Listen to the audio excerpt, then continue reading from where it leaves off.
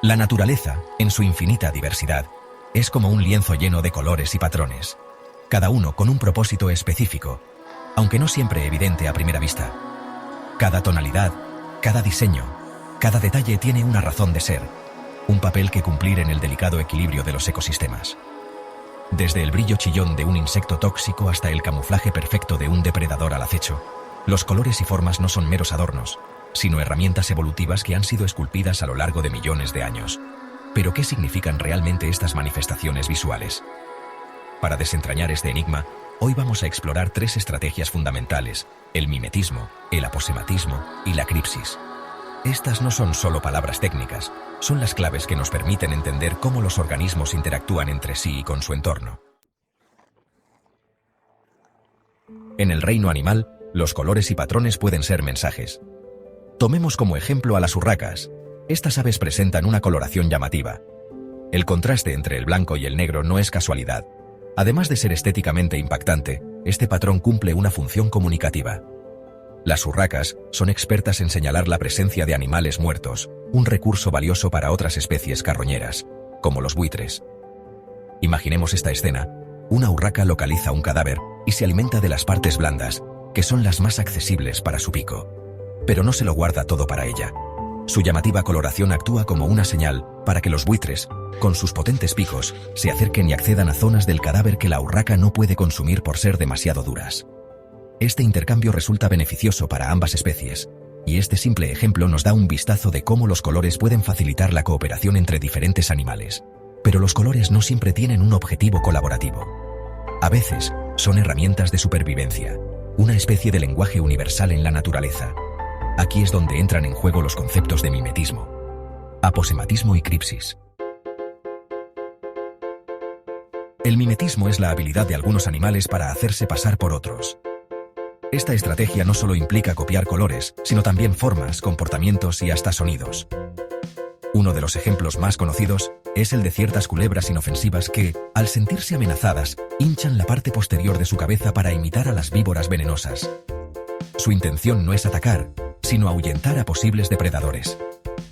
Un caso aún más llamativo es el de ciertas moscas que presentan colores amarillo y negro, típicos de las avispas. Estas moscas, completamente inofensivas, consiguen evitar ataques al aparentar ser peligrosas. Este fenómeno se conoce como mimetismo batesiano, un término que exploraremos más adelante. La cripsis, en cambio, es la estrategia de camuflaje por excelencia. Aquí no hay imitaciones de otras especies, sino una fusión con el entorno. Es la habilidad de volverse invisible al ojo del depredador o de la presa. Pensemos en una liebre en un campo arado. Sus tonos marrones y grises se mezclan perfectamente con el paisaje, dificultando su detección. O en esos insectos que parecen hojas secas, con nervaduras y manchas que imitan incluso las imperfecciones de la vegetación. Este camuflaje no solo les permite esconderse, sino también acercarse sigilosamente a sus presas.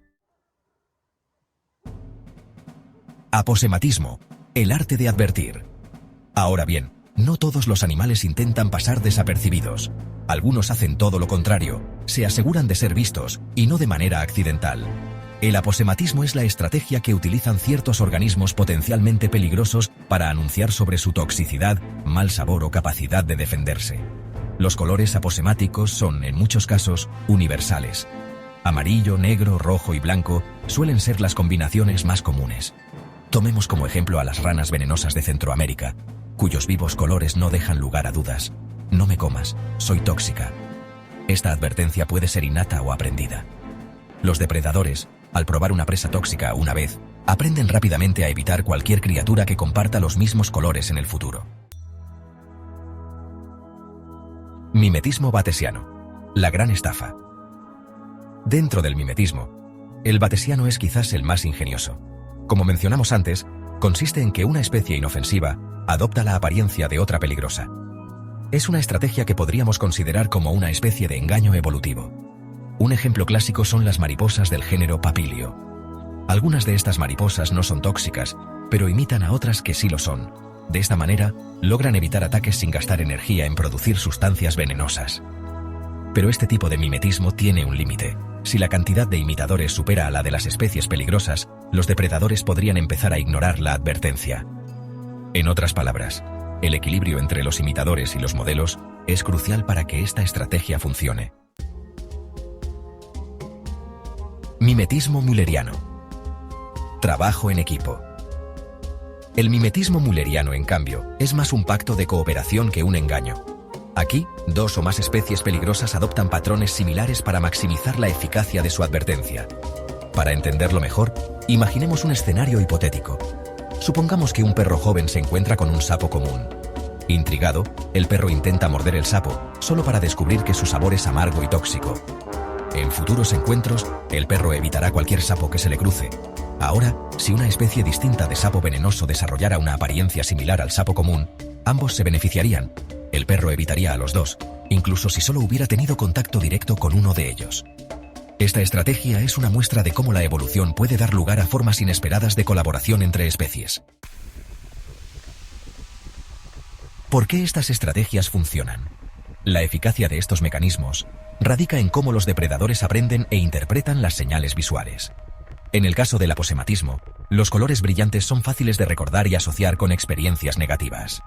Con el mimetismo batesiano, los imitadores se aprovechan de esta memoria aprendida, mientras que en el mülleriano, varias especies trabajan juntas para reforzar el mensaje de advertencia. Sin embargo, la evolución nunca se detiene. Depredadores y presas están en una carrera armamentística constante. Algunos depredadores desarrollan tolerancia a las toxinas, mientras que otros se vuelven más hábiles para detectar imitaciones. La perfección de la cripsis. Volvamos por un momento a la cripsis. Aunque pueda parecer una estrategia pasiva, en realidad requiere un nivel impresionante de adaptación. Por ejemplo, algunas especies de camaleones no solo cambian de color para camuflarse, sino también para comunicarse entre sí o regular su temperatura. Otro caso fascinante es el del pulpo mimo, Taumoctopus mimicus, que no solo se camufla, sino que también imita la forma y el movimiento de otras criaturas marinas como peces león o serpientes marinas.